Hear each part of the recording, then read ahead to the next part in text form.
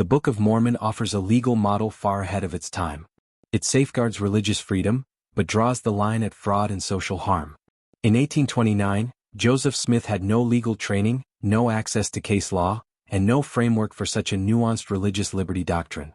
This is not the work of an uneducated farmer. This is inspired jurisprudence. Religious freedom versus religious fraud. Nehor and Korihor. 2 legal cases. 2 false teachers. 1 inspired legal principle. Meet Nehor, Alma chapter 1. A man who introduces priestcraft into Nephite society. He preaches for wealth and popularity, corrupting faith for personal gain. Alma 1:3 He teaches, every priest and teacher ought to become popular, and they ought not to labor with their hands, but that they ought to be supported by the people. When Gideon, a faithful priest, confronts him, Nehor responds not with words, but with violence.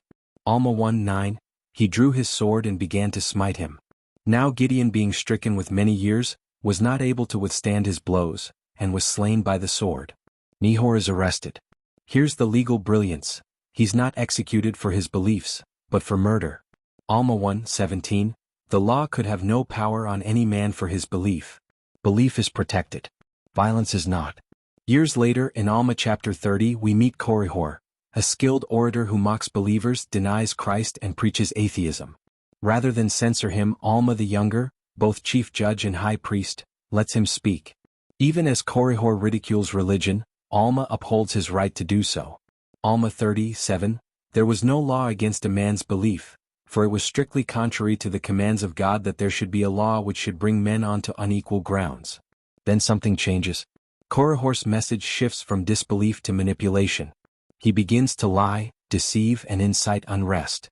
When challenged, he confesses that he was lying all along, prompted by the devil. Alma 30:53 The devil hath deceived me. I taught them even until I had much success, insomuch that I verily believed that they were true. At that point, God intervenes. Korihor is struck dumb. Note, this isn't a state action. The government doesn't silence him. He is judged by God, not man. What are the legal takeaways?